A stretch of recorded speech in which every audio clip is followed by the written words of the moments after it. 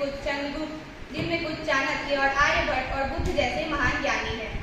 मैं आप सभी को बताना चाहती हूँ कि जब हमारे ही राज्य के लोग रोजी रोटी के तलाश में अपना राज्य छोड़कर बाहर चले जाते हैं तो इसे पलायन कहते हैं। अब सबसे बड़ा प्रश्न यह है कि पलायन क्यों हमारे यहाँ के लोग नौकरी और पढ़ाई के लिए अपने राज्य को छोड़कर बाहर चले जाते हैं।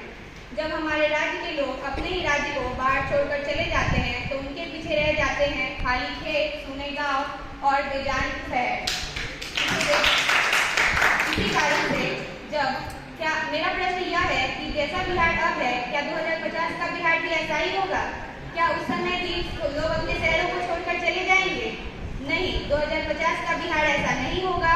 उस समय मैं एक ऐसे बिहार की कल्पना चाहती हूँ, मैं एक ऐसे बिहार की कल्पना करती हूँ जहाँ लोग आपस में मिलजुल कर रहेंगे। हमारा राज्य अग्रणी राज्यों में से एक होगा। मैं आपको इसे कुछ बिंदुओं के माध्यम से बताना चाहती हूँ। शिक्षा और युवा शक्ति। ज्ञान की भूमि 2050 का बिहार में हर गांव में स्मार्ट स्कूल होंगे। बच्चों को रोबोटिक्स, कोडिंग और आर्टिफिशियल इंटेलिजेंस की शिक्षा दी जाएगी। हर बच्चा डिजिटल होगा, लैपटॉप, इंटरनेट और ई पुस्तकों के साथ। कृषि और ग्रामीण विकास। यहाँ के किसान खेतीहर ही नहीं उद्यमी भी बनेंगे। खेतों में किसानी स्मार्ट तरीके से होगी, सेंसर, ड्रोन और सॉइल हेल्थ कार्ड के साथ।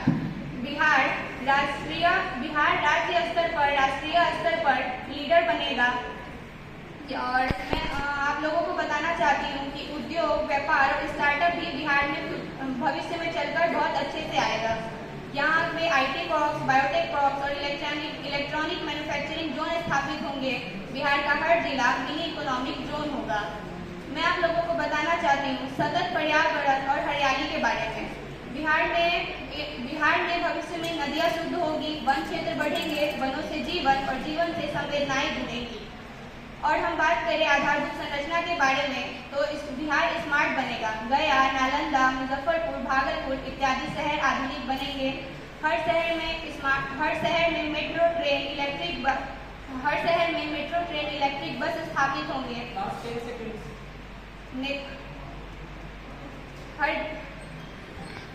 हर घर में हरियाली, हर खेत में बदलाव होगा। हम तभी तो हमारा बिहार महान होगा।